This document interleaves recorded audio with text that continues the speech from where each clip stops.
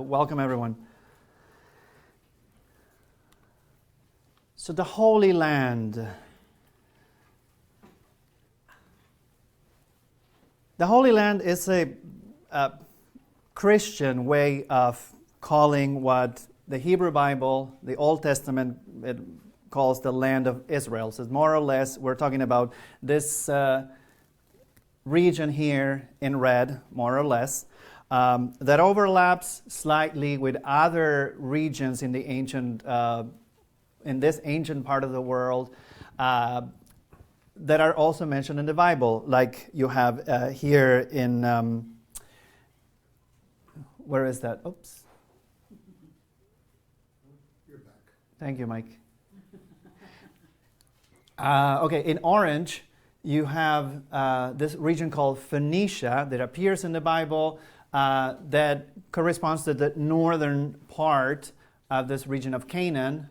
The southern coast is called Philistia, and this whole region, this region as a whole, is what the Bible and also we today call the land of Canaan. In turn, this is just the southernmost region and the Mediterranean coast of this larger region that we call the Levant. And this is a modern term. In ancient times, the Levant used to be bigger, but when I say the Levant, I'm going to refer to the modern use, which is this region here that corresponds roughly to the modern countries of Syria, Lebanon, Israel, the Palestinian states, and West Jordan. Which, in turn, as we go out in the map, is the central segment of this region that you may have heard about in school called the Fertile Crescent. So we'll get back to this.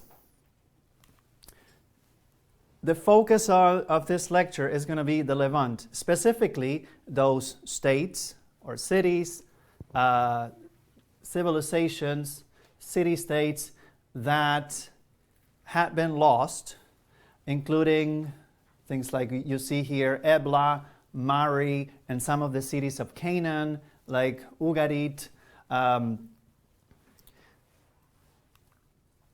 This is a region that has had a lot of excavations recently, so all the way from southern Turkey, all the way down to southern Israel. There have been a lot of excavations in the 21st century.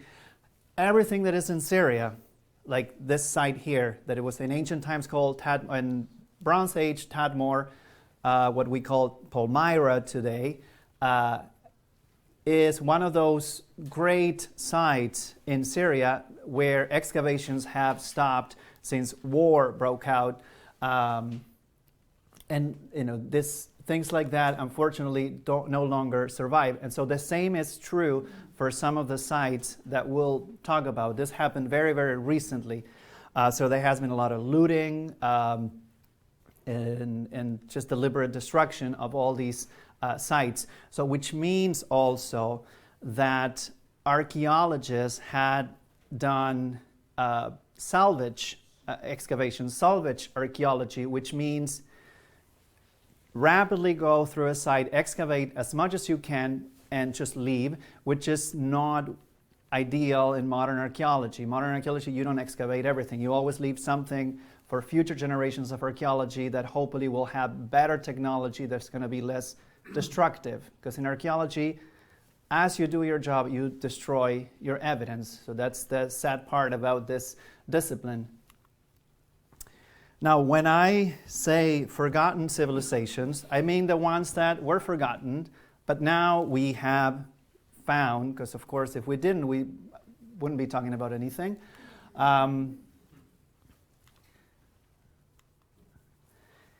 In particular, what happened after Henry Schliemann found Troy, a lot of people rushed to this Holy Land to do excavations in order to confirm the Bible with this emerging discipline of archaeology.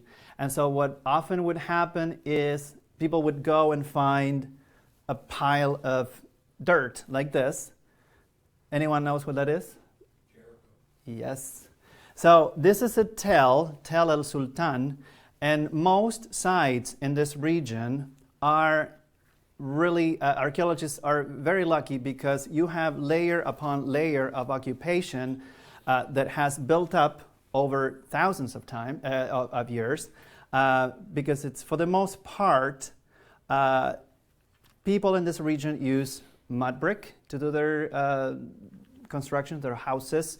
They use pottery, and at least before the arrival of more modern writing technology, they were writing in clay tablets. So all those things are not recyclable. Once you have a broken pot, you just throw it, a broken record on a clay tablet, you just tear it down. A house that becomes too shaky, you tear it down, you level, and you start building on top of it. So that's how you do it. If you have stone, you remove the stone. The stone is recyclable. In this case, that's why these settlements continue to pile up, and we can see layers of occupation. Now, when you find this, you say, what is this? And on the other hand, you come with the Bible in the other hand, and you say, well, there's this story of Jericho, and you say, okay, this thing here, more or less what the Bible says it should be, and then there's the Bible, so, oops. This clicker is very, very eager today. There you go.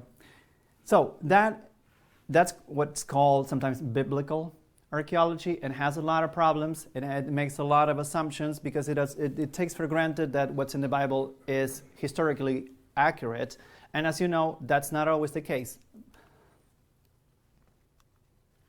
I'm going to take this opportunity, as you see this pretty picture, to change this battery, see if it goes better.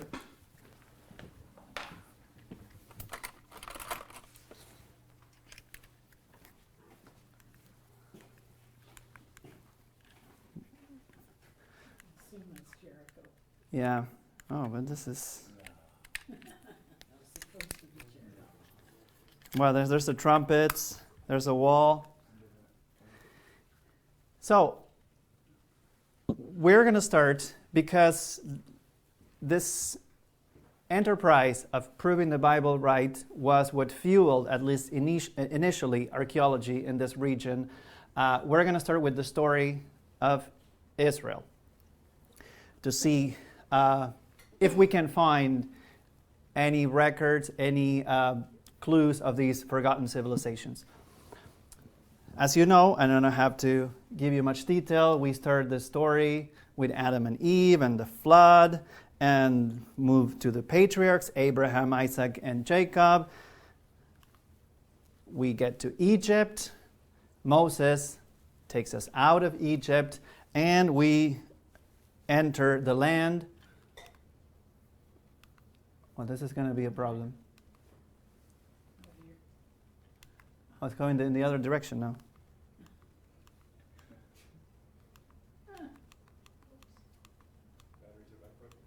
There you go. Well, hopefully, fingers crossed. So we find all these people, and don't take this map for granted, because it's really very tricky to figure out geography out of biblical passages. So we find all these people: Canaanites, Hittites, Amorites, Perizzites, Hivites, Jebusites. So who are they? Because immediately after that, the whole map gets transformed. All those people apparently are gone, and instead we have all these tribal territories. Then in turn, Mike, can I ask you to take control of that? Because it's just going to be really hard. Okay. So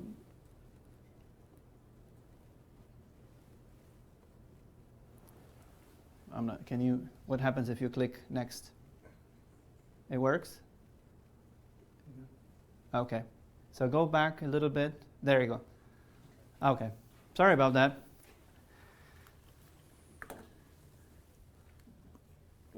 So next.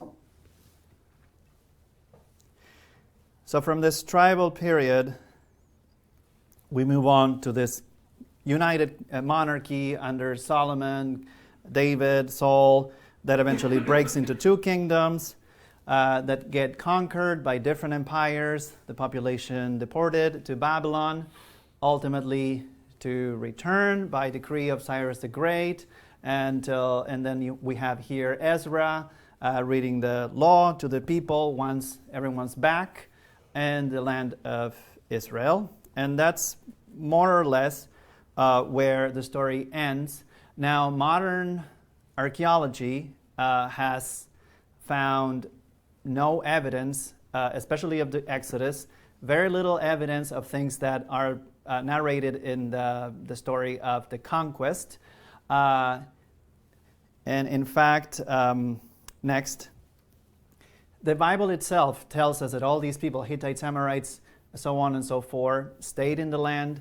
And the common, the most common opinion among scholars of biblical studies and archaeologists is that the majority of the people of Israel are native of this land. They were there. They evolved from the pre-existing Canaanite population, and there may have been, in fact, it's most likely that there were migrations at the time, because this was a time of migration and turmoil called the Bronze Age collapse, and you may have heard of the Sea Peoples moving into this part of the world. So there were migrations, yet the consensus is the bulk of the population is native to this area, and we'll talk more about that. I started with the Bible also because it is the only story that we have from this whole region of the Levant that never stopped being told ever since ancient times. All the other stories of this region stopped being told. We have recovered some of them. The only story that survived uninterrupted that comes from this part of the world is the story of Israel. Now, when we talk about it, we all often, are too preoccupied with the historicity of these events, and yet it's very unlikely that when these stories emerge in the oral tradition in ancient times, people were concerned about transmitting historical fact. In fact, the most likely origin and purpose may have been just preserving the shared experience, provide entertainment, and sometimes, and this is a little bit of a Jungian idea, explore your emotions through these stories, these myths, these legends that we tell to each other. So it's an ancient kind of therapy session, if you mean, where you can explore the meaning of life, when you can explore how should we behave, how should we treat each other, how should we treat our neighbors, and why.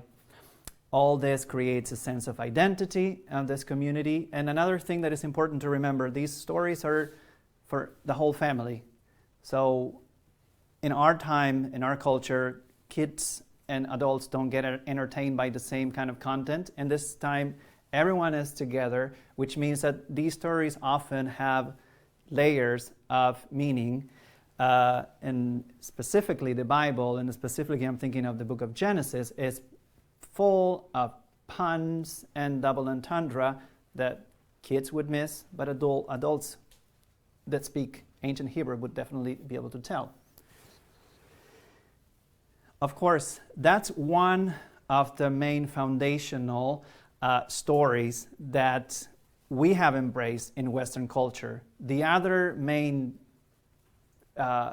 story that we have embraced in the West is the story of Greece.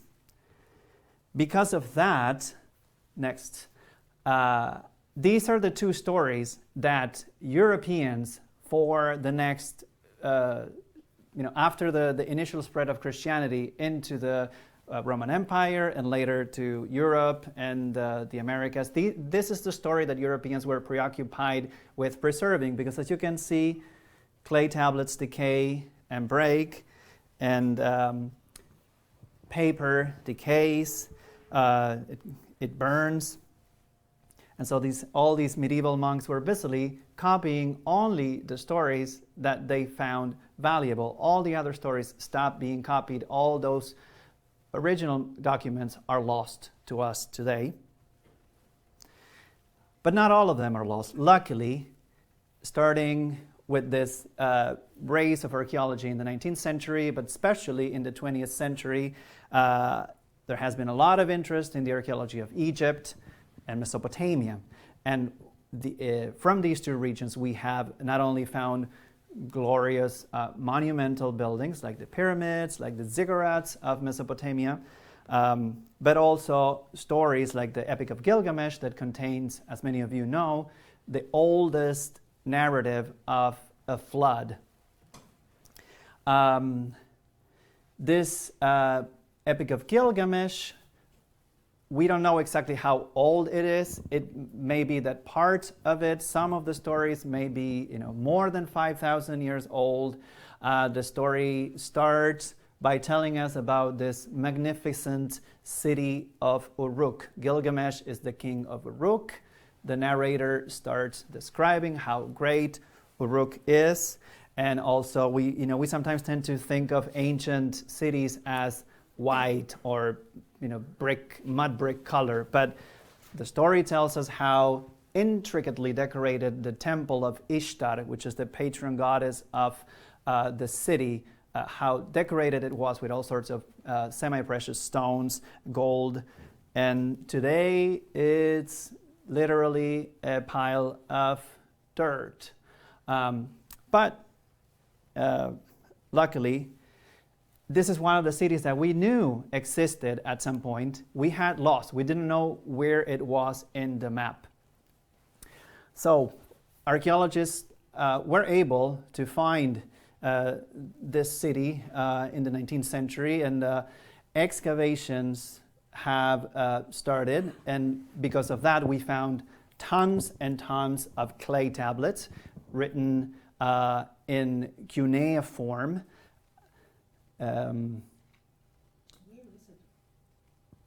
The cuneiform? It's in southern Iraq. So it looks now like it's in the middle of the desert, but it's in between the two main rivers, the Tigris and the Euphrates. The problem with those rivers is that they fluctuate a lot. And so that's why a lot of these great ancient cities of Mesopotamia are today abandoned, because there's really no reason for there to be a city anymore. There's a question at the back. Quick one. Oh.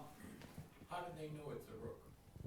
How do they know it's Uruk? Because of all the records that they have found say it's Uruk. And, it's, among other things, what they found there is the list of kings of Uruk. And the majority of the records that usually you will find are just bureaucratic. So tax records are, a bulk of it. Transactions, economic transactions. I sold this. This goes to the Temple of Inanna at Uruk. One of the oldest. We'll see it in the next slide. Not this one. The next one. This. It's not this. This is a very, very ancient type of cuneiform. Cuneiform evolves into something a lot more abstract. But some of these record very basic things, like 2 sheep to the temple of Inanna at Uruk. Eanna was the name of this temple. Can we go back, Mike? Just one slide. So this was, scholars think, the largest city in the world at the time. This is around 3000 BC, 5,000 years ago. They had pottery, textiles. It was like a very industrial center. They were able to make wonderful things with the only resource they had, mud. Mud, water, and sun. With that, they built the greatest civilization the earth had seen until then. And they developed this. Now, this became a sensation, and everyone later adopts this way of writing to initially it wasn't meant to, as we would think, to write the things that we say, right? And so it took some time. They tried with tokens and different things. Eventually they came up with this, and cuneiform continued to be used until pretty much Alexander the Great conquered Persia. Next. So, because of these findings in Mesopotamia and Egypt, the main scholarly opinion always, until very recently, has been that in this Fertile Crescent, really everything started in Egypt and Mesopotamia. From there, civilization and everything that comes with it, like agriculture, institutions, etc., flowed out of those two initial centers of civilization. Eventually, other important centers of civilization and empire will develop in Anatolia and Mycenaean Greece. And this area in the middle was always thought it only is this crossroads between all these major empires that are holding active trade and diplomatic exchange with each other, especially towards the end of the Bronze Age. And really, when you look at this map, the best way to get from Egypt to Mesopotamia is through this land, through the Levant. It's almost no other way around. And so that's why the importance of this region, that's why it was a very contested part of the world. Everyone wanted a piece of this cake. But in fact, we're finding more and more large centers, very, very ancient cities that are large. And we are also finding the records, clay tablets that indicate that these centers were very early on as important as those centers that we had found in Mesopotamia. Okay, so let's go back to the Levant. So this region, and let's go to the beginning. Now, some of you may have heard of this people, the Natufians, or sometimes the Natufian culture. So this is as far back as we're going to go today. This is prehistory. And there's a lot of archaeological sites all the way from southern Israel all the way up to northern Syria. And there's one, I think, that people claim is Natufian that is in Turkey, but I didn't put it here because that's very disputed. But most sites are in this region, in the Levant. And this is a pre-neolithic culture, which means that they don't have the technology that we associate with the Neolithic Revolution, agriculture. And this is in the realm of hypothesis. This is very new research that is emerging right now. The opinion, the hypothesis, is that these people were facing challenges as the climate was warming. Eventually, there was a return to glacial conditions called the Younger Dryas, and all these changes in the environment and the consequent diminishing carrying capacity. Carrying capacity is how many people and animals can a particular region sustain. So with colder and drier climate, this carrying capacity squeezed these people, and these changes in subsistence pattern trigger this Neolithic revolution. However, the very interesting thing about the Natufian culture is that even though they didn't have agriculture, there is no record of domesticated animals or plants in this time period. We're talking about as far back as 12,000 BCE. No agriculture. So it's challenging how we understand the Neolithic revolution happened. And this is one of the first places in the world where we can see this revolution taking place. They were exploiting wild cereals while still hunting in sedentary or semi-sedentary settlements. Semi-sedentary means that at least part of the community stays in place year-round, while others might go with to other places as needed. These were very small settlements. In the when the whole community was there, 100 to 150 people tops. They had dogs already, so the dog had been domesticated. They were engaging in active trade with places as far as Anatolia and Egypt at this very early stage. And these are the people who found Jericho, which is sometimes considered the oldest city in the world. And here, if you like bread, if you like beer, it's very possible that these people were the very first place in the world where this technology emerged. Doesn't mean that it didn't emerge in other places, but we see it here earlier than anyone else. And something very interesting coming from archaeogenetics, which is the DNA study of ancient remains. It's the relationship between the modern Semitic-speaking populations of the Levant and the Natufian. Apparently, there's a link that they have found. So the people living today in this part of the world, part of the DNA comes from this culture. So in a way, they're still there. So, yes, the microphone. Thank you. Can you just say something about the Natufian presumptive language? Was it a progenitor language of a Semitic language? I don't know anything about the language of the Natufians, but I'm not sure it's known. Anyone knows? Nothing written, nothing known. Well, they don't have anything written. Sometimes we can, even if people don't have anything written, we can guess what the language is. In this case, I don't know. We'll look it up. Someone online, please look it up and tell Mike.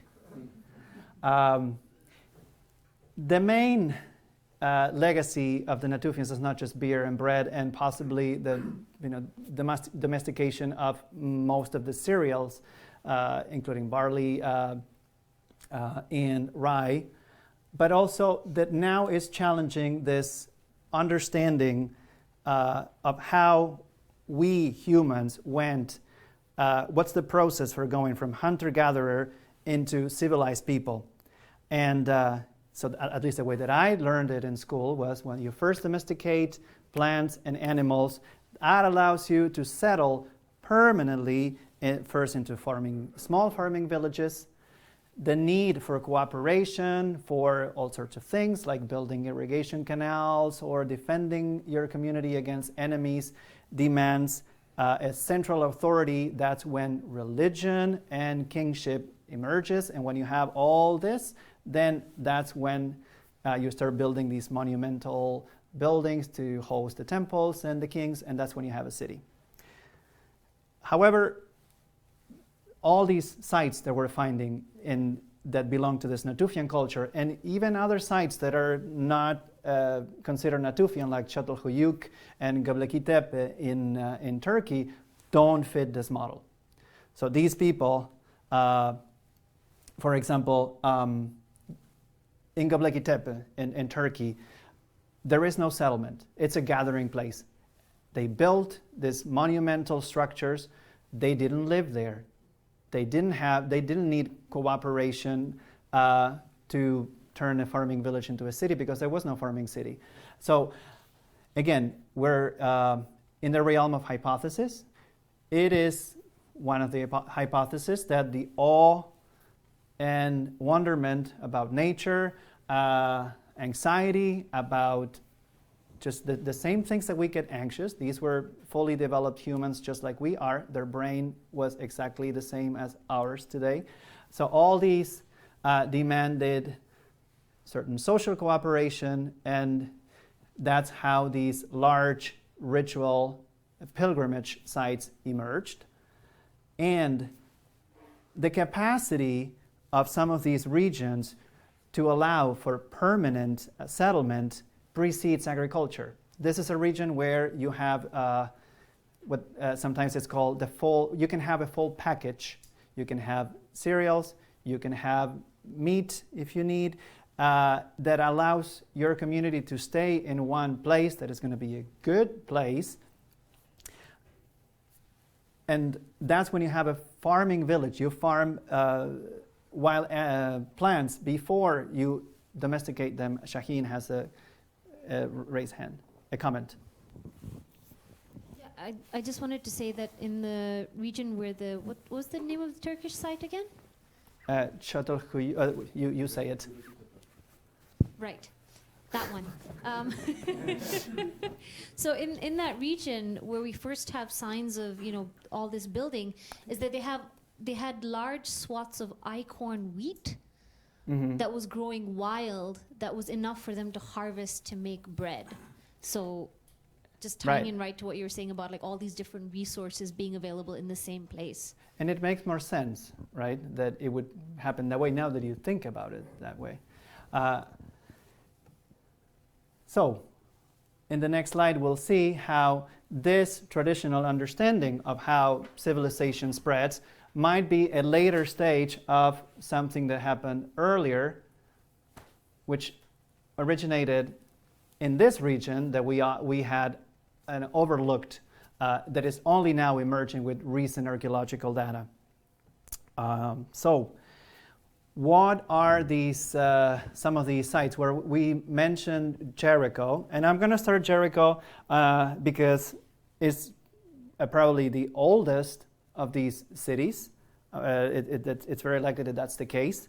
It's as old as probably 9,000 years old, and that was continually occupied into the Middle Bronze Age, and that's the tale that remains today. It was at its greatest extent in the Middle Bronze Age, so that's like around 1700 to 1550 BCE, and was destroyed in the Late Bronze Age. And there has been a lot of debate because this is a site that supposedly Israel conquered with the help of God, that is narrated in the story of the book of Joshua. However, archaeology, and we can go a whole lecture on that, the dates, the sites don't really correspond. Kathleen, I think we have another lecture. Yeah, Kathleen Kenyon was an archaeologist, a British archaeologist in the 20th century that was instrumental in developing a lot of the techniques that that the archaeologists use today. And she was one of the first archaeologists to prove all these inconsistencies between archaeology and the Bible. Elizabeth. Just parenthetical, I think Tel, as Sultan, I think Tel means hill. Not sure about that. And so it would mean the hill of the king. The hill of the king? Sultan. Yeah, does it mean hill in what language? Hebrew. In Hebrew? Yeah. In Arabic. And the use today, at least in English, is specifically for this, a mound that has many, many layers of occupation. But that's interesting to know. So it was destroyed before Joshua supposedly arrived. So the wall had been long gone, so it wasn't all this this ritual that is narrated in the book of Joshua. We can't go any further with that. So in the next slide, so this is one of the main sites that I would like to talk about, because I don't know how many of you have heard of Ebla already. So this is a site in northern Syria. So it's not technically the Holy Land, however, it's in this geographic region of the Levant. It has a great significance for the later development of all the cultures that followed, even those of the Canaan and the Holy Land proper. The site, you can see there, is close to the modern city of Aleppo, which is a very, very ancient city, one of the oldest cities in the world, where there has been almost no archaeology done so far, because it's been continuously occupied, but there's a tell as well. As you can see, you have this little, this three cities here, Ugarit, Ebla, Emar, and further down the Euphrates you have Mari. So that was one, perhaps the most wanted trade route in the ancient world. That was the best way to get from Egypt to Mesopotamia. Sometimes, Byblos was a very important port at the time. The city of Byblos, again, is still occupied. Not a lot of excavations there. There was a lot of trade happening with Byblos. So through Ebla you have to think of it as the bottleneck between all these other regions, and because of that, it developed very early on a very important empire. Unfortunately, this is one of the sites where excavations had stopped in 2011, and ever since then, there has been deliberate destruction, looting, desecration of burials, and all sorts of horrible things. But we archaeologists have been able to rescue a lot of things, and we know that this was a large center, 60 hectares. It's a big city. When we talked about Uruk, we said 80,000 people in Mesopotamia. That allows for high density of population. Here you can have high density population. The land is not as fertile yet. It has been estimated that at its peak, maybe 40,000 people lived in this city. There was, as we said, a center of ancient trade, but also developed an expansionist empire that reached roughly all over the regions of modern-day Syria. It has been, sometimes archaeologists say that the first Eblaite kingdom was the first recorded world power. Its influence was that important. How do we know all that? Well, this is a little outline. It becomes important around the year 2500. There's a 1 0 too many there. 2500 BC, not 25,000 BCE. It gets destroyed several times. Many ancient cities have that destiny. The final destruction doesn't come until the late Bronze Age. Since then becomes a small village, and it's totally abandoned in the Islamic period, and its location was lost. We knew about it, but there are some obscure records, Assyrian records, but for the most part, it was a city that was not in the mind of archaeologists, of researchers, until it was discovered in the 20th century. And we found tablets, a lot of tablets, 20,000 tablets. And that's why we know so much about this city, because they were nice enough that many of their tablets were bilingual, were Sumerian and Eblaite. It's a Semitic language of this region. And so thanks to that, these tablets have been translated, and they talk about their culture, economy, everyday life, hymns, their myths, their religion, everything you may want to know. Some of the interesting things about their political organization is that it's native. And this is another thing that is important, because when we think that civilization originates in Mesopotamia, in Sumer, then all those institutions will be translated, will expand to other regions. Here we see forms of government that are native, that did not originate in other regions. Like one of the most interesting things is that the queen shared the running of affairs of state with the king. And they also had native social customs that were different from those of Mesopotamia, because here women received salaries among other things, women received salaries equal to those of men, and those have been recorded. That was not the case in Uruk. In Uruk, men get paid more than women. Other thing that is important, they had their own gods. They didn't worship too many of the Mesopotamian gods.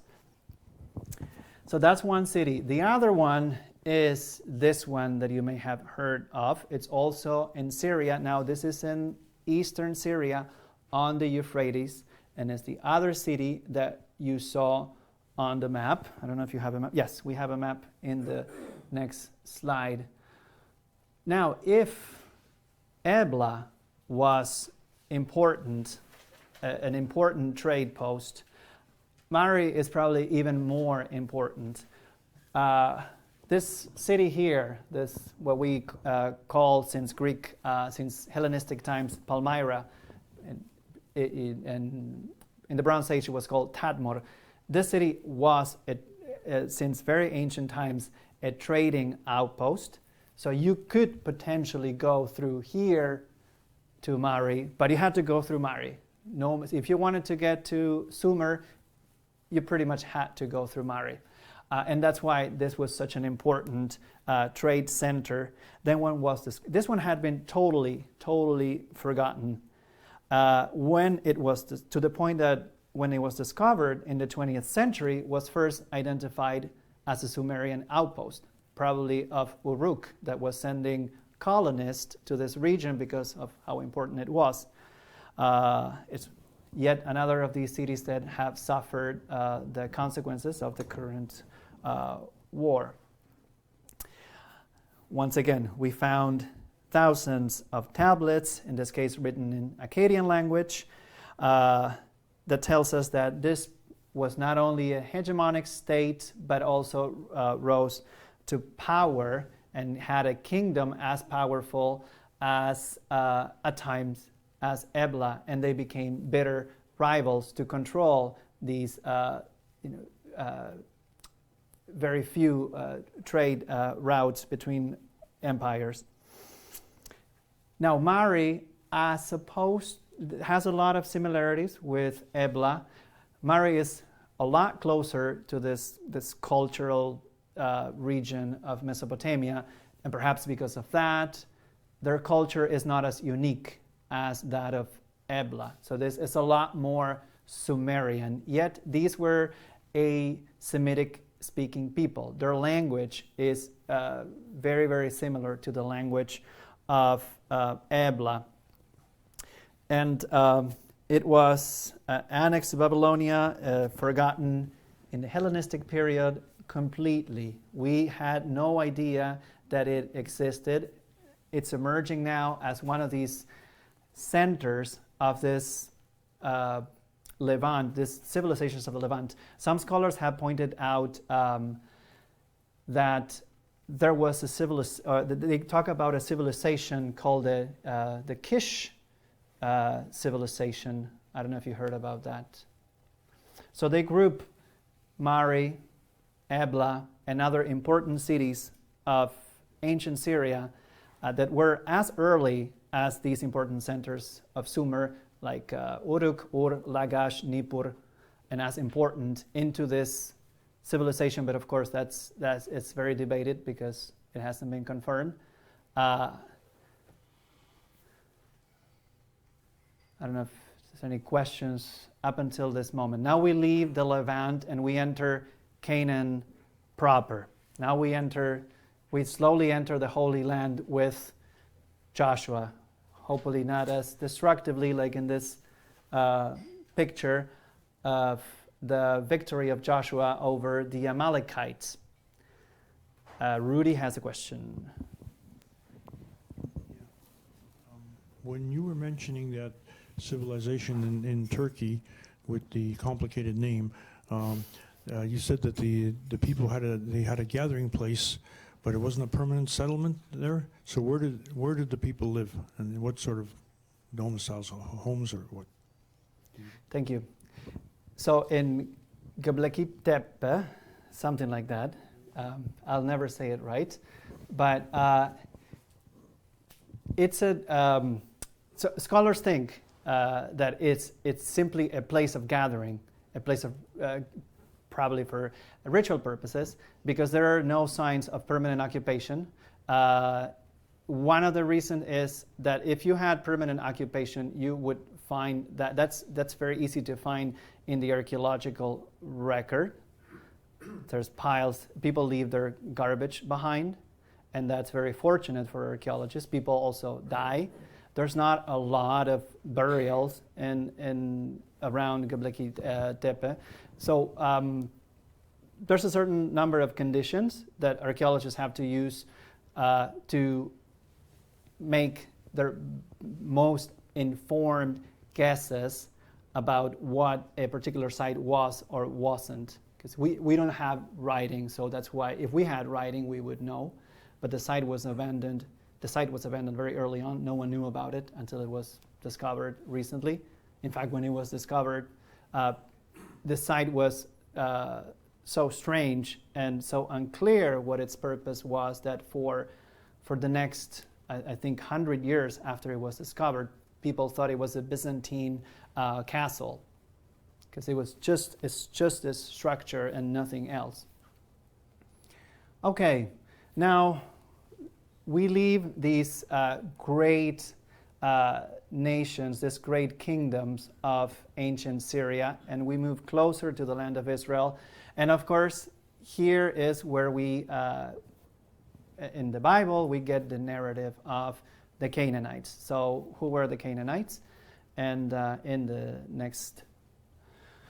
So once again, I have here this map. I just found it online, so don't blame me if it's inaccurate. In the book of Judges, we hear that in this passage that I really love that says, "So the people of Israel lived among the Canaanites, Hittites, Amorites, Perizzites, Hivites, and Jebusites. The Israelites allowed their sons and daughters to marry these people. Israel also served their God." So I find that quite interesting. So it means that it wasn't like in the conquest, the narrative of the conquest of Joshua, where Joshua and his armies kill everyone. Instead, apparently, this other voice that we have in the Bible tells us all these people were here and they're still here. Now, some of these people have, of course, since the very early biblical archaeology frenzy started, people have been trying to identify all these different Canaanite peoples. So Canaanite is a catch-all term that includes all these national identities or ethnic identities. The Jebusites are one of the most famous ones because they are the ones, the Bible tells us, that inhabited Jerusalem prior to the conquest. So Jerusalem is considered a Jebusite city, but of course archaeologists now are not so sure about that. We haven't found any extra-biblical confirmation of that. We have the Amalekites that we saw in the painting before, that the Bible tells us are nomadic inhabitants of the Negev, the southern desert. The Hivites apparently lived in the hilly region of Lebanon. But this is where the Bible gets tricky with geography. Apparently they also lived in the south, in Gibeon. And this city has been found in the archaeological record. That doesn't mean much, we'll see. The Perizzites is another one of these peoples that are mentioned, another one of these Canaanites that lived in the hill country of Judah and Ephraim. Now, there's absolutely no extra biblical reference to all these people. There's references to the Canaanites, but not to these, if you will, smaller subcultures within Canaanite culture. And there's also no definitive archaeological evidence that we can use like we did, like when we had the Tell Sultan and we had the story of Jericho, and bingo, we have a site. Well, we can't really tell even though we have found some sites that are mentioned in Joshua, we can't really link them to any of these national designations.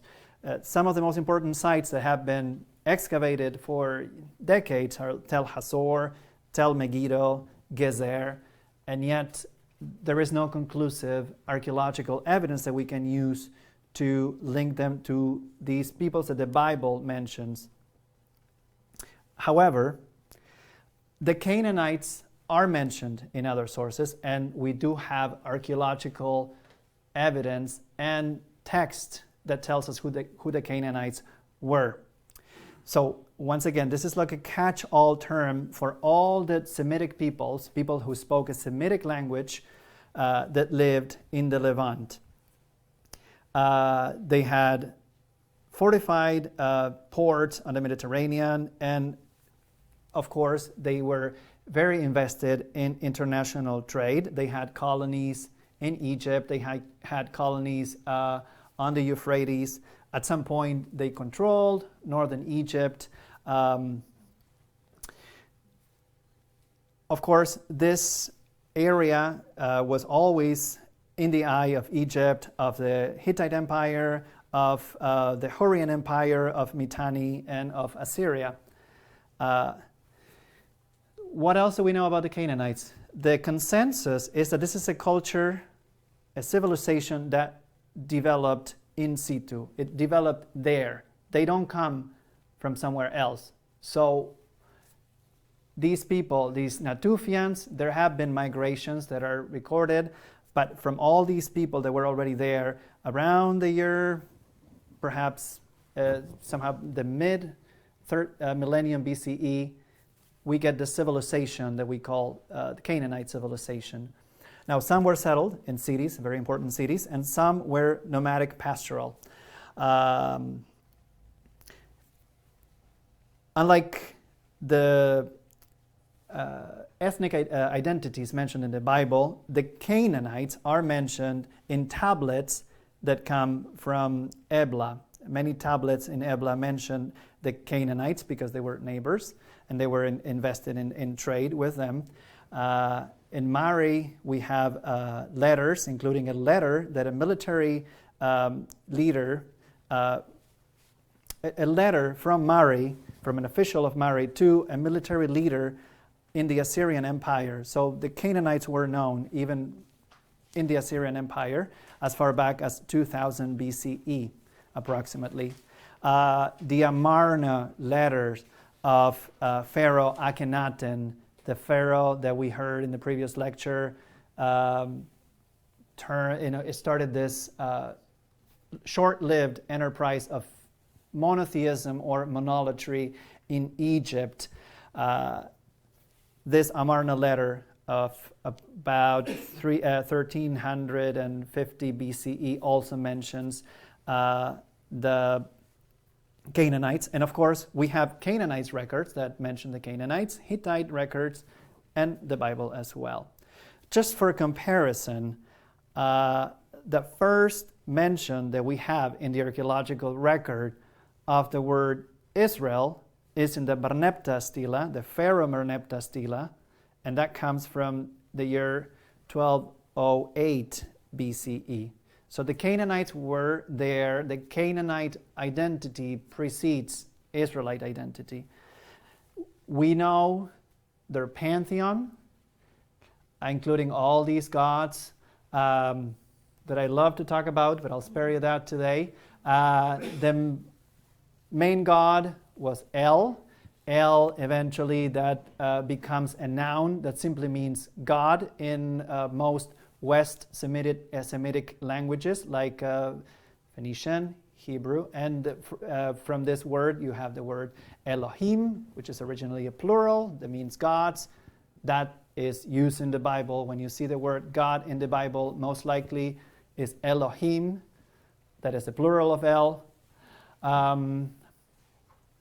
And of course, the other very important one is Baal, which later on, just like El becomes a noun that simply means God, Baal becomes, in some West Semitic languages, becomes a noun that simply means Lord.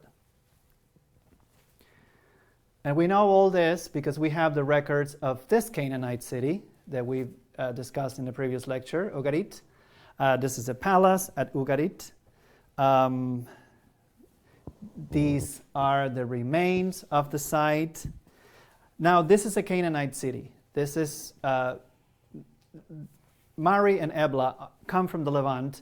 They cannot be considered Canaanite. Now, this is a culturally Canaanite. There's a little bit of debate now on whether the language can be considered Canaanite, but as far as the culture goes, the cultural remains are Canaanite culture, and it's very fortunate because it's most of the records that we have about the Canaanites, or at least the most important ones, come from here.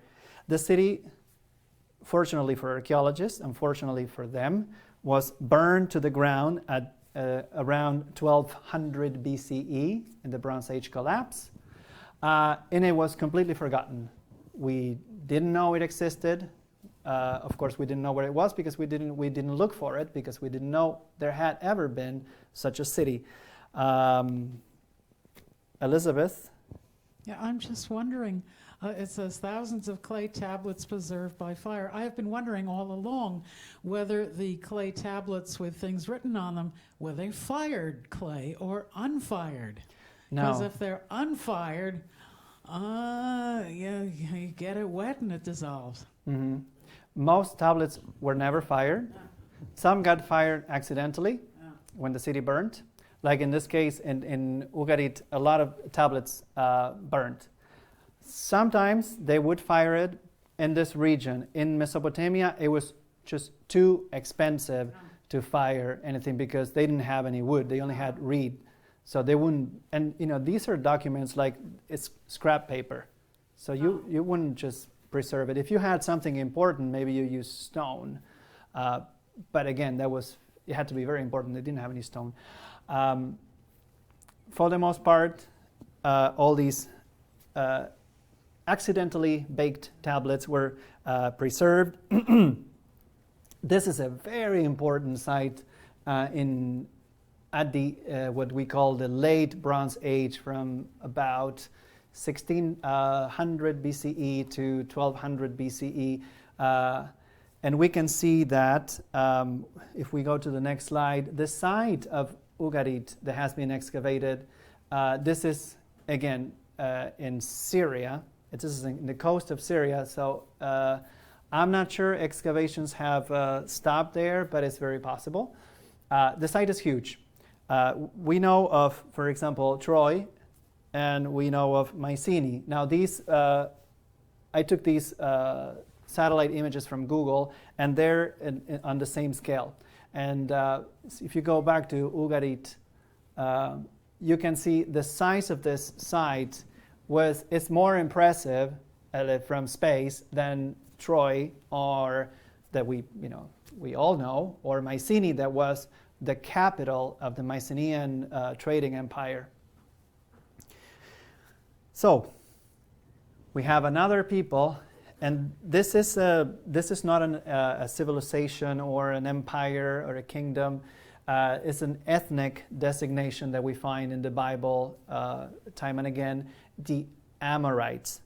Now, to the extent here, the question is, when the Bible talks about the Amorites, is the Bible talking about the Amorites that we know today? So these are the people that we call today the Amorites are the nomadic peoples of Syria. They were, for the most part, just pastoralists. These people are very important, and these are the people that migrate into Mesopotamia and first create chaos, and later they become rulers of Babylon. King Hammurabi was of Amorite descent. Eventually they get absorbed into the Aramean people. There's another designation in the Bible, the Hittites. The Bible likes to talk a lot about the Hittites. Talks about the Hittites even in stories of Abraham.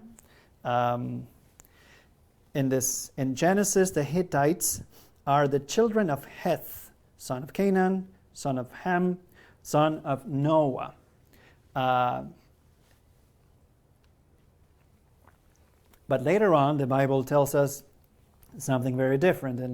From 2 Kings, lo, the king of Israel hath hired against us the kings of the Hittites and the kings of the Egyptians to come upon us.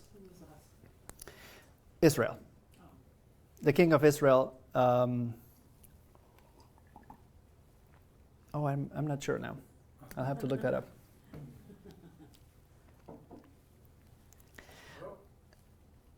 Valerie. Oh, okay. Let me finish this slide. So there has been, this is one of these very, I just put it here, it's one of these very interesting cases with the Bible, how the Bible can be wrong about national designations. As you know, the Hittite Empire was in Anatolia, modern-day Turkey, and yes, the Hittite Empire at some point expanded their influence into northern Canaan, perhaps some excursions into southern Canaan, but this was a time that preceded Israel as an ethnic identity for at least 1,000 years. Now, the consensus is, well, there's more debate that consensus about these Hittites that the Bible talks about. We know that there's a civilization that emerged in Syria later in the Iron Age. The Hittite Empire, if we go to the next slide, collapsed at the end of the Bronze Age. Some scholars think that with these waves of sea peoples that were wandering the eastern Mediterranean, some of these Hittites may have settled in the land of Israel. There's a Neo-Hittite empire that emerges in Syria. The Bible might be referring to them. Other scholars say that this Hatti and Het are just sound similar. That's why in the Bible they made the connection. In the Bible, a lot of times we know that the Bible does that. The Bible is full of folk etymology. So at this point, we don't know. Valerie.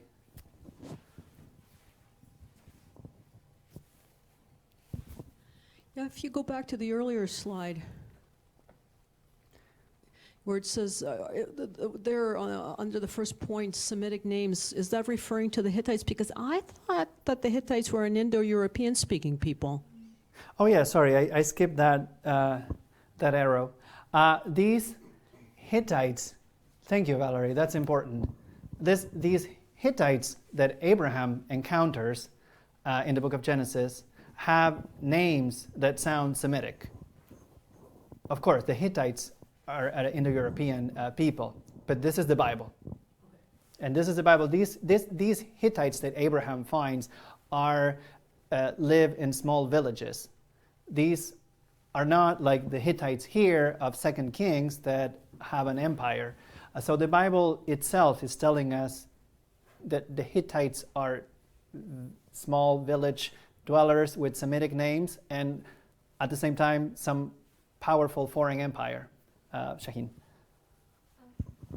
Could it be possible, for example, because the Hittites their influence over the Levant was known to push and pull with the Egyptians? So couldn't it be possible that they could be a Semitic village under Hittite influence? Well, of course, and there were. Well, Ugarit is a Semitic city and city-state. Kadesh was also the famous city of the Battle of Kadesh was at times under Hittite influence. The region of Ebla was under the influence of Hatti. Again, it's at this point it's unclear. The only thing that we can make is guesses at this point. We haven't found to this day the Hittites. We don't have a definitive answer for the Hittites that the Bible mentions. Now, all this comes to an end in this that we call the Bronze Age collapse at around the year 1200 BCE. All these, almost all these cities of Canaan collapse. They are destroyed, burned. Many of them are abandoned and they will never be rebuilt, which is wonderful for archaeologists when that happens. The Hittite Empire collapses. Mycenaean Greece collapses. Egypt is severely weakened. There's other empires further east that also are going to be affected at this Bronze Age collapse. Some cities survive, like Tyre, for example, that you see in the map.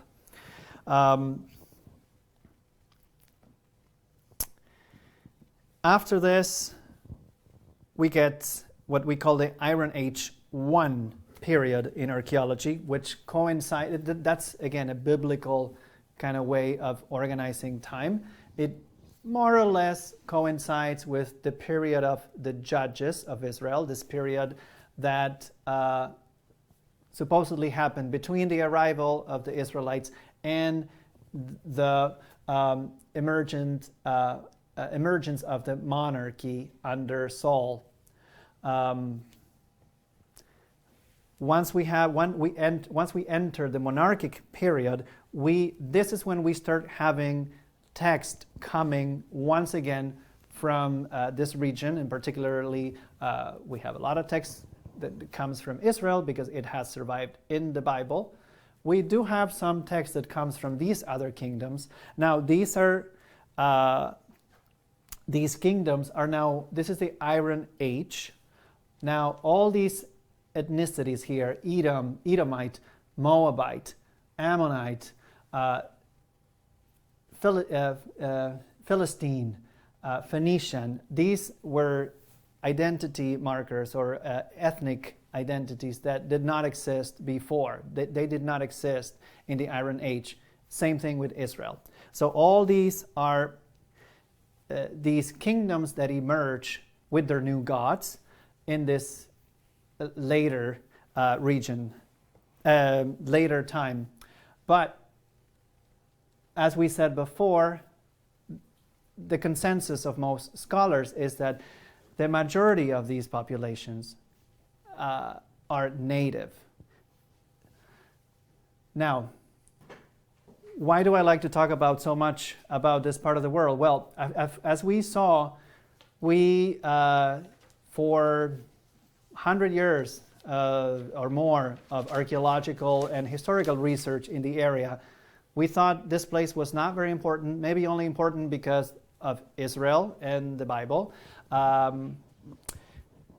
As we saw, all the way back to prehistory with the Natufian culture, it is very possible that this is one of the first places in the world where agriculture, where the technologies of agriculture, bread making, and beer making emerged.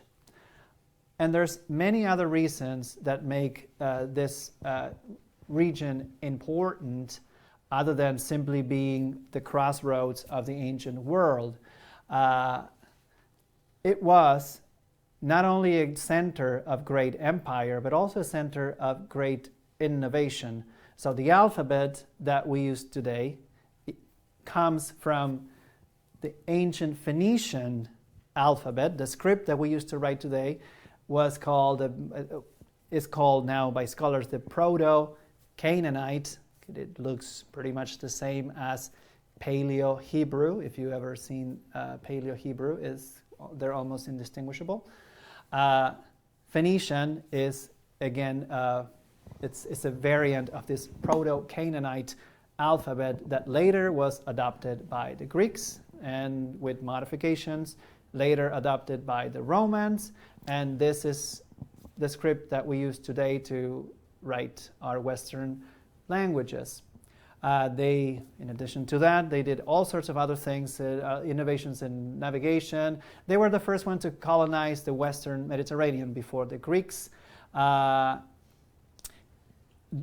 By doing that, they spread the culture, the very ancient, the much more ancient culture of the Middle East. They spread this culture out west to Greece, to Rome, to Etruria and beyond, all the way into the Atlantic. They brought with them a lot of things, including wine. So they're responsible. If you like wine, they are responsible for the initial spread of wine and winemaking technique in the Mediterranean. It is possible that they also came up with musical notation. They had musical notation in Mesopotamia. They improved it together with the alphabet. And of course, their legacy, if anything, is a story that, for better or worse, has continued to be told without interruption since ancient times. And it's told today in a synagogue in Manhattan, or in the capital of Brazil, or in a mosque, in its church, the Cathedral of Brasilia, or in the Blue Mosque in Malaysia, with variations, with different ways of interpreting this story. The story is told here on Sundays, and we talk about it on Tuesdays. So, if anything, it's a compelling story that has survived up until our days. We're lucky enough that we're now having other stories that are emerging, coming from this region. So instead of thinking that, sometimes the scholarly consensus was that it was only important, of secondary importance, except for the Bible. Instead, you can think of it the other way around and think it's not surprising that one of the most compelling stories that we have in the patrimony of humanity comes from this region where perhaps everything started. So, thank you for your time.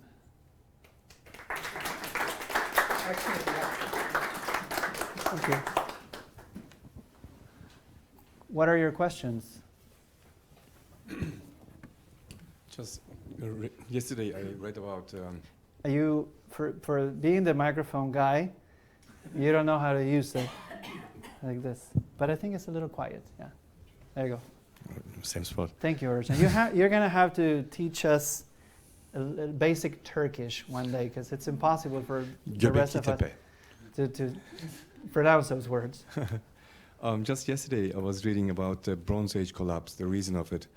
And some scholars says there was a drought that time and some earthquakes that collapsed all the agricultural societies. And then all the people had to move to different places from more to south. And that's why to Egypt, etc. That's why all these sea people caused the collapse of the empires during the Bronze Age. That was the reason, one of the main reasons to say. And I find that very interesting, because so that's probably is still hypothesis again, or have they found definitive evidence for that? But that's an idea that has been floating around, which I find very interesting. When we study the history of the ancient world, a lot of times or at least traditionally, we had not considered climate. We had not considered these greater events that are beyond our capacity and their consequences on humanity, which is something that historians and archaeologists have been doing for the history of the Americas. Like the Maya, everyone blames the Mega Nino event and things like that for the collapse of the Maya and the cultures of the Chaco Canyon in the U.S. and things like that. So it is very possible.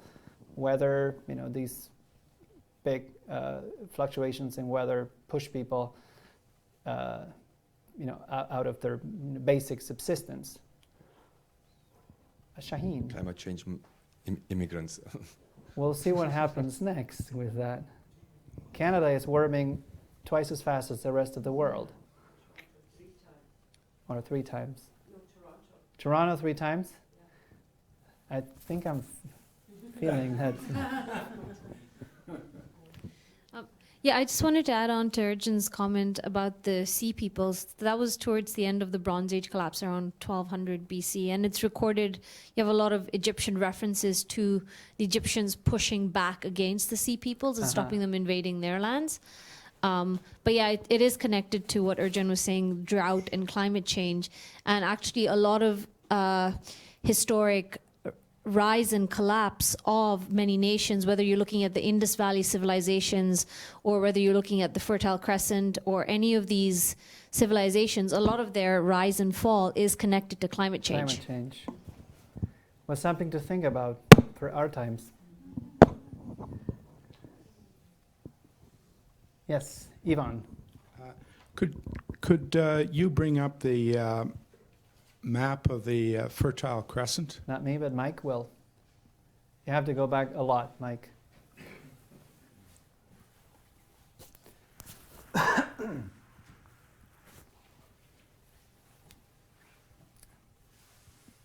Think further back. There's a lot of slides. Little bit further back, I think. The one with the green lines.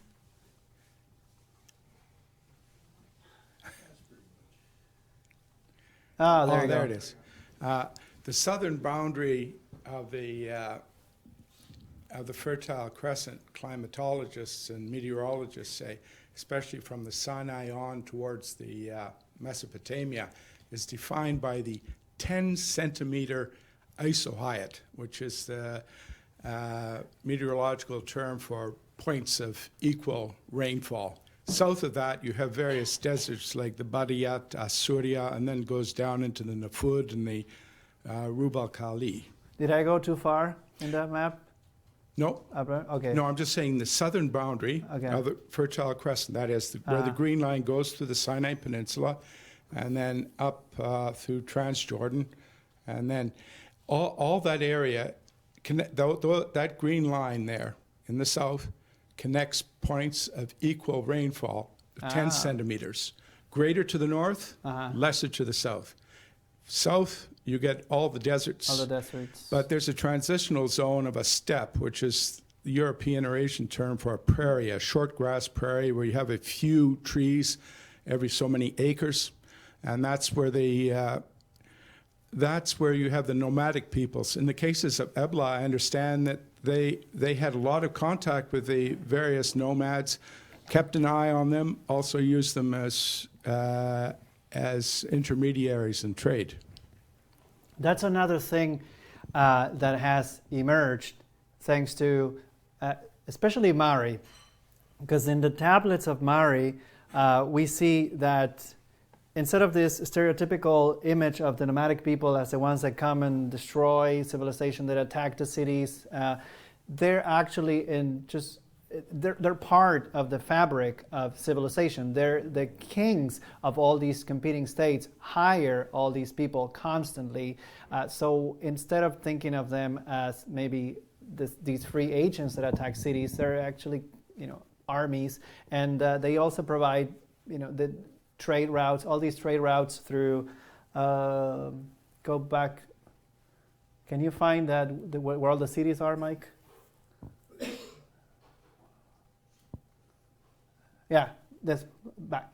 So all these area here, the reason why you can go from, say, Damascus to Palmyra to Mari is because you have all these nomadic peoples that are, just controlling all these trade routes.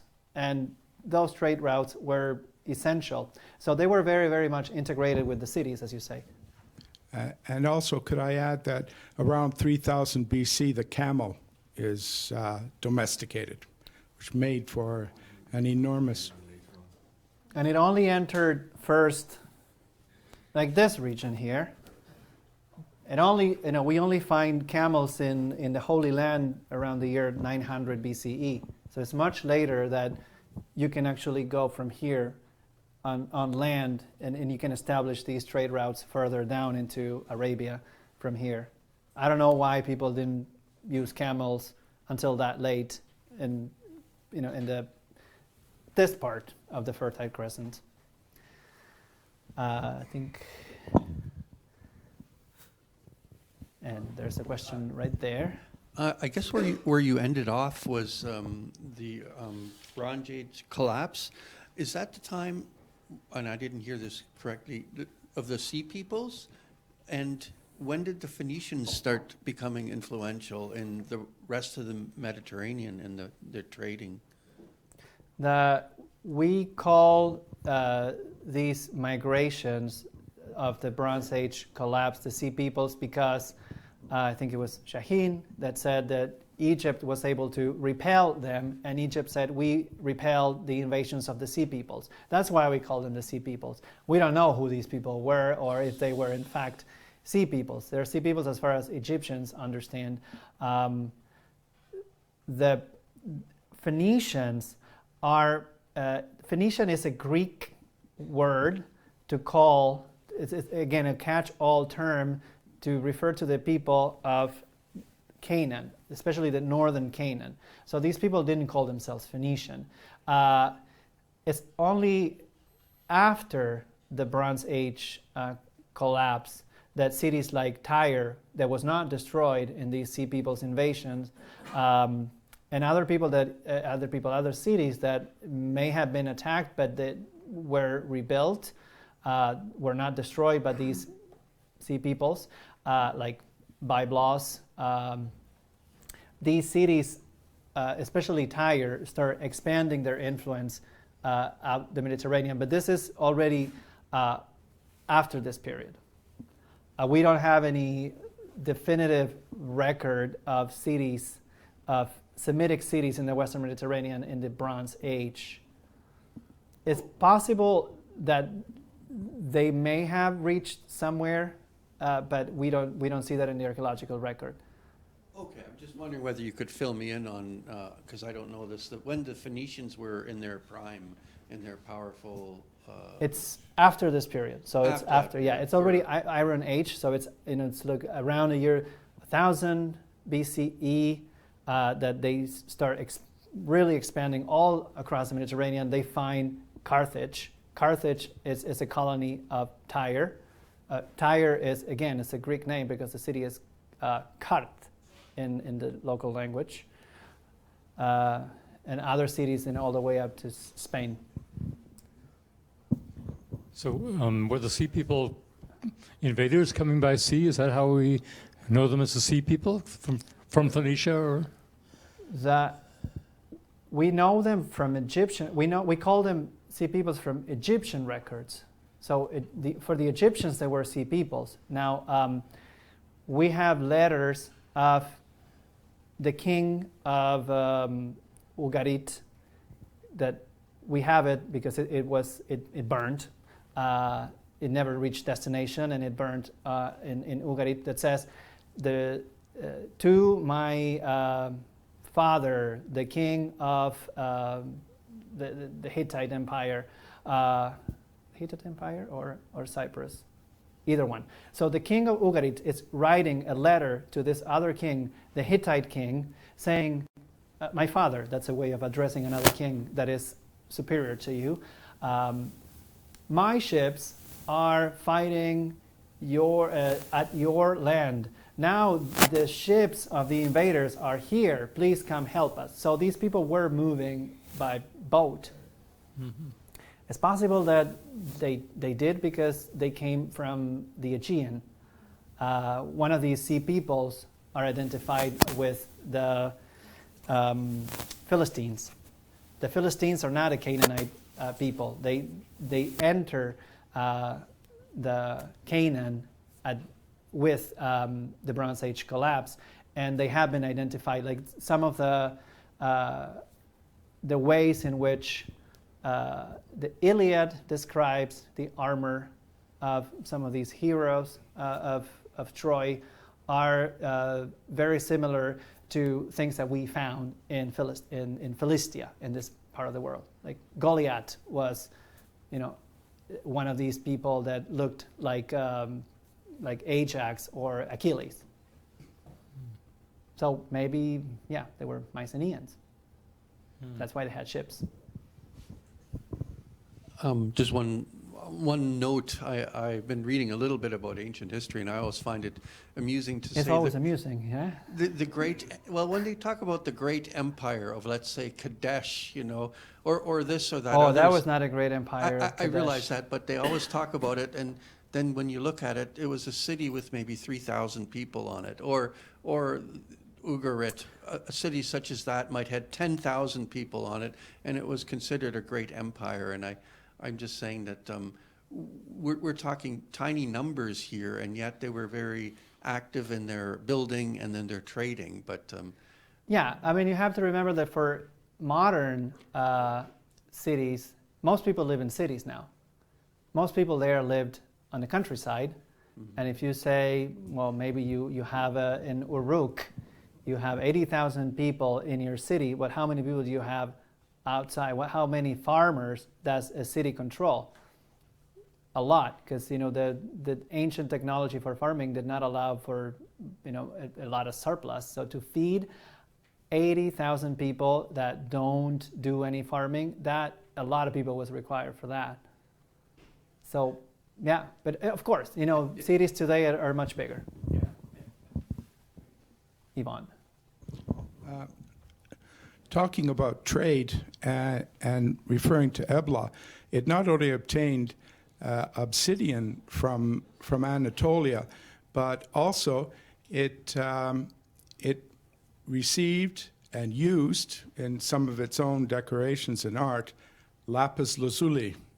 And almost all lapis lazuli came from and still comes from Afghanistan. So you can see even at this early period, there was very long distance trade, and not just through the Fertile Crescent. Ebla not only bought the lapis lazuli, it was an entrepot. That is, it transshipped that lapis lazuli probably through nomadic peoples down through the western Fertile Crescent to Egypt. Right. That's how we think that they had lapis lazuli in Egypt. But yeah, it's like all these trade networks were really important, and from very early on, especially if you're in Mesopotamia, in southern Mesopotamia, in Sumer, like Uruk, you really need trade because you don't have anything at all. You don't have trees there. You don't have, you know, very, very little stone.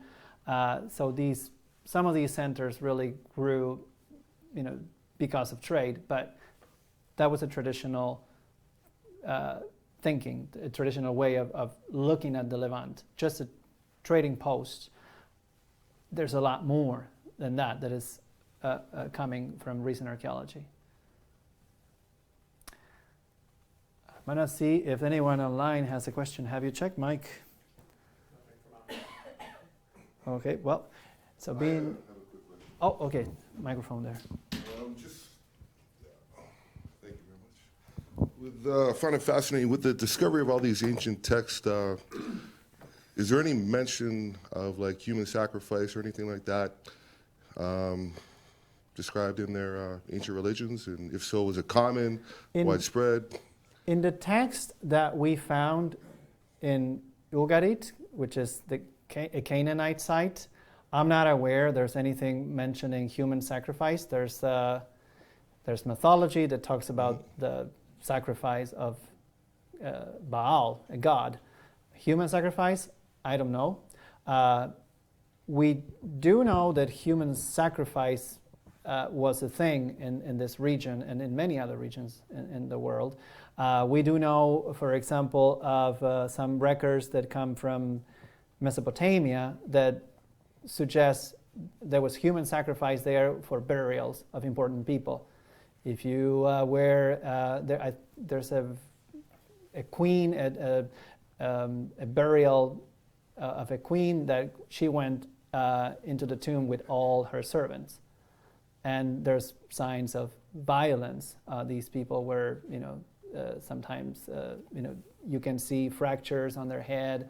They were forcibly put there. So that's a form of human sacrifice. More spectacular human sacrifice, as you sometimes see in movies, I don't know. And Canaan has this reputation of child sacrifice, but I'm not aware that in any of these tablets that we have found they talk about that in the Levantine tablets, Shaheen. I was just going to add to that there isn't evidence in, as far as we know, from any Canaanite sources, but we do have what the Romans said about the Carthaginians, and we know that the Carthaginians were pretty much, Phoenicians, right? And they practiced Canaanite culture, and so they did practice sacrifice of their firstborn child. That was usually firstborn son, and they have uncovered graves, and they have graveyards where these firstborns were buried. No, it would be, they would kill the firstborn child. The firstborn child would be a sacrifice. Yeah. To their God. Yeah. And then you connect that to the Abraham and Isaac story. Yeah, it's something that firstborn, that sacrificing the firstborn is something that you read about over and over in the Bible. It's a thing of this culture. Now, to what extent people in Carthage were sacrificing their firstborn sons at that time is unclear, because of course the Romans were bitter enemies. The Romans wrote the story. It's very possible that they did, but to what extent, I don't know. Also, infant mortality was rampant in ancient times. So if you have all these, of course you will find buried babies in ancient times. No, there is definitely evidence for that in Carthage. So the Israelites were told in the Bible to redeem their firstborn. That meant to not sacrifice them, and I think they're unsure about what they meant by redeeming. It might have meant to substitute an animal to sacrifice in order to not sacrifice their firstborn. The Bible in many parts condemns this practice. In other parts, is very unclear. We can talk about that, and we should ask John to make a lecture on that. Yes. Yeah, a lecture on child sacrifice in the Bible. Well, your name is? Hi, H-Y. Yeah. Hi, and then so hi, and then Yvonne, and then we'll stop. So it's after 9. Well, in Israel, ancient Israel, you would have found a lot of Jewish mothers sacrificing themselves for their sons. Just a joke. Just a joke. Yeah, and which takes me to my question. Okay. Yeah, the question is, in all of the findings of cuneiform tablets and writings, any humor found? Humor? That would. Some mythical stories usually are humorous, but I'll have to look it up. The Bible is funny. There's a lot of humor, especially in Genesis. There's humor in the Christian Gospels. It's just that we think of it as religious text and we take it seriously, but it's just because we don't speak the original language that we sometimes don't get the jokes. So it's possible that there's a lot of jokes. There's yes, of course, in the records found at Ugarit, which is what I read the most. They found stories of El, the supreme god, doing funny things because he was too drunk, and so the supreme god gets drunk. His sons have to take him home, and I don't remember how the story goes, but it's clearly has a humorous just point. First, Yvonne, you have to hold it tight. You have to hold it tight, and then Elizabeth closes the night with a song or a joke.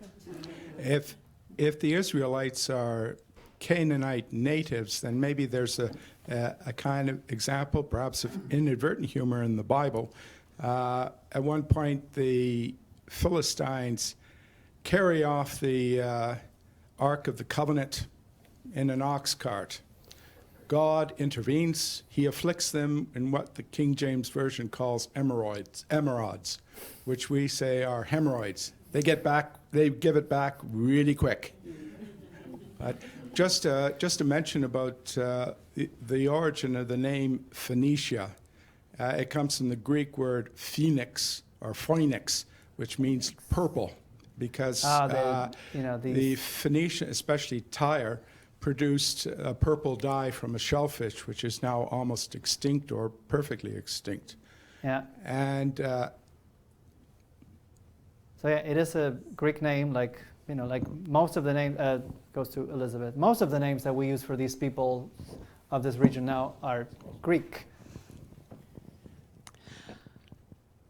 I don't have a song, but I read a book. I recommended it. I found it fascinating, by one Gerard Russell. It's called Heirs to Forgotten Kingdoms, Journeys into the Disappearing Religions of the Middle East. And these are about modern people, or people who are still around, the Mandaeans. He says that Saddam Hussein had a Mandaean poet, and he would go to a Mandaean high priest for spells of protection. Didn't work. The Yazidis, Zoroastrians, the Druze, as we know, George Clooney married a Druze, and he says that, where was that little bit? Yes, when Amal Alamuddin became engaged to George Clooney, an old lady asked if there weren't any young Druze men left for her to marry, because they don't normally marry out. I made a few notes. He says that the 10 lost tribes of Israel have been found everywhere. Jefferson thought that the American Indians were the 10 lost tribes, and asked if they didn't want to go home to Zion. Well, so did Joseph Smith. Yeah. A fascinating book. He tells us that the emigration of Palestinians began in the late 19th century. A lot of Christian Arabs went to Latin America. Mm-hmm. He says 5% of Latin America's population is ethnically Arab. There are more Christians of Palestinian descent in Chile than in Palestine. In 2004, the presidential election in El Salvador was between two people, Christian Palestinians whose families came from the same small town near Bethlehem. Fascinating. And you can go into a supermarket in Detroit and hear Aramaic spoken.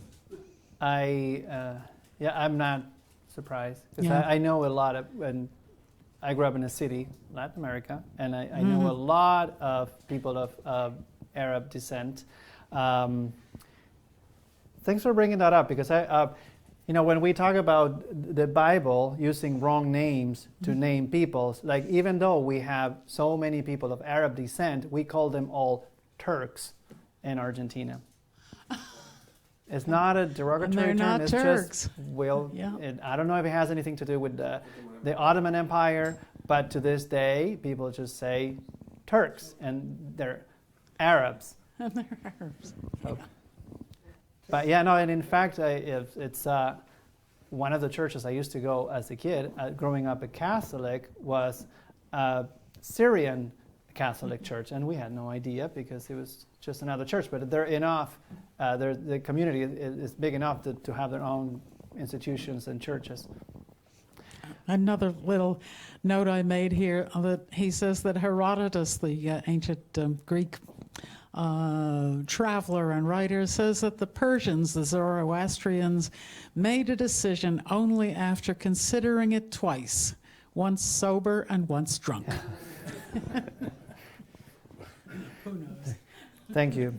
Well, let's continue the talk. I think Valerie has probably some fresh bread for all of us. Very good. Thank you for coming. Thank you for joining us online.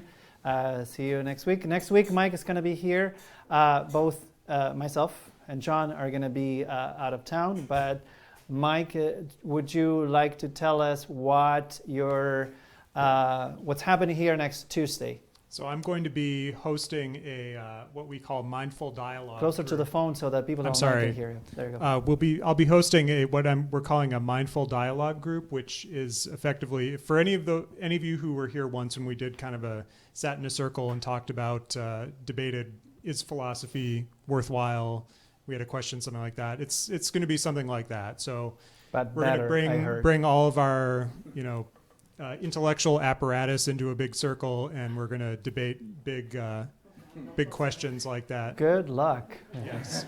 I'm not going to be here. So. Thank you.